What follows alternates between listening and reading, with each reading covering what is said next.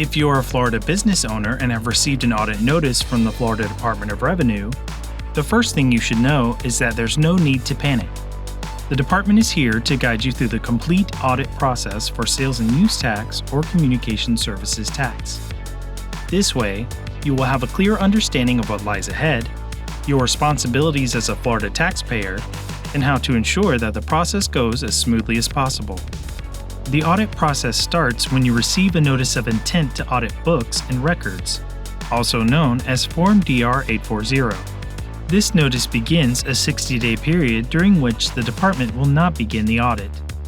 Here's what you need to know during these 60 days. Start gathering your financial records. Form DR 840 includes a helpful records guide to show you what to collect. You can contact the auditor listed on Form DR 840 with any general questions about the audit process. However, the department will not discuss specific details about your audit or business operations until the 60-day period ends, unless you choose to waive that waiting period by signing and returning the waiver section of the form. If you do sign and return the waiver, the department can begin the audit right away. You'll also be able to talk to the auditor in more detail during what's called an audit entrance interview. If you need help preparing, feel free to contact your accountant, tax professional, or other representative. After the 60 days, or once you waive that period, the audit gets underway. The department considers the audit officially begun once it holds an entrance interview or takes certain steps, such as contacting you to discuss your particular audit plan or requesting specific records in addition to those listed on Form DR 840. If the audit begins with an entrance interview, here's what to expect. The auditor will explain the specific audit plan and discuss how your business operates. The auditor will review your books and records and may request additional documents beyond those listed in the original Form DR 840 attachment. If you're working with a representative, you'll need to fill out a power of attorney and declaration of representative, Form DR 835, to allow the representative to speak with the auditor on your behalf. The audit entrance interview is your chance to ask questions, clarify any concerns, and discuss your business's details. Don't hesitate to reach out to the auditor with any questions as the audit progresses. You can always contact them during the process to stay updated. Now that the audit is underway, the auditor will begin reviewing your records. Here are some key points to keep in mind. The auditor may look at all of your tax records, including local taxes that may apply to your business. The department usually audits a period of 3 years, but if there were any significant errors in your filings, it may extend the period. If you have electronic records, Florida law requires you to make those records available electronically. You might also be asked to fill out a questionnaire to determine if an electronic audit is possible.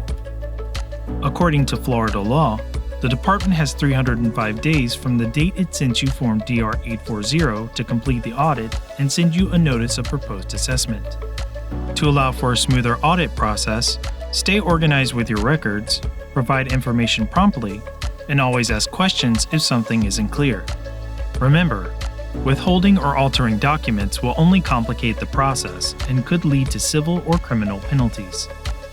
If questions come up during the audit about how tax law applies to a specific transaction or issue, you can request a Technical Assistance Advisement, or TAA, from the department. This is a written response that can help clarify how Florida's tax laws apply to your situation. Just remember to give a copy of your request to the auditor. Once the audit is completed, the auditor will inform you of their findings. You will receive a Notice of Intent to make audit changes, Form DR 1215. This notice will summarize the results of the audit and outline any changes. Here's what could happen next. If you owe taxes, the notice will tell you how much you owe. You will need to respond within 30 days of the date on the notice. If you don't owe anything, the notice will say there is zero due.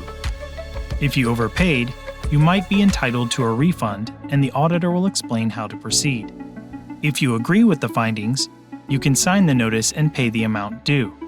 If you are unable to pay the full amount right away, contact the auditor to discuss payment options. Just keep in mind that interest will continue to accrue on any unpaid balance.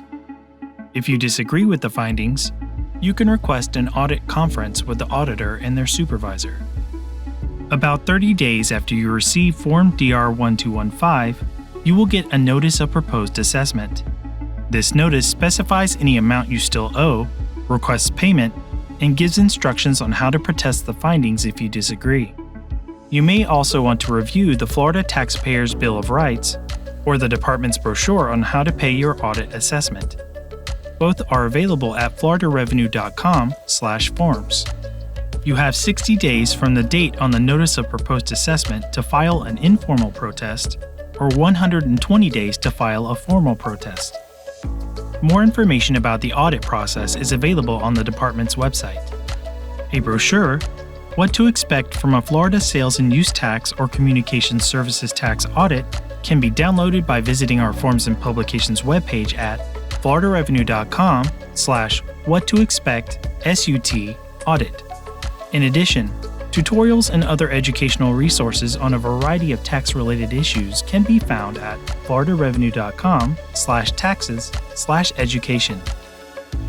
We know that going through a tax audit can be stressful, but with a clearer understanding of what a Florida tax audit involves, you'll be well equipped to handle the process. Also, keep in mind that the Florida Department of Revenue is here to help you understand your tax responsibilities and rights. If you need assistance, feel free to contact our taxpayer services at 850-488-6800. The Florida Department of Revenue administers the state of Florida's general tax administration, property tax oversight, and child support programs. To learn more about the department, visit floridarevenue.com and find us on X, Facebook, and Instagram at Florida Revenue.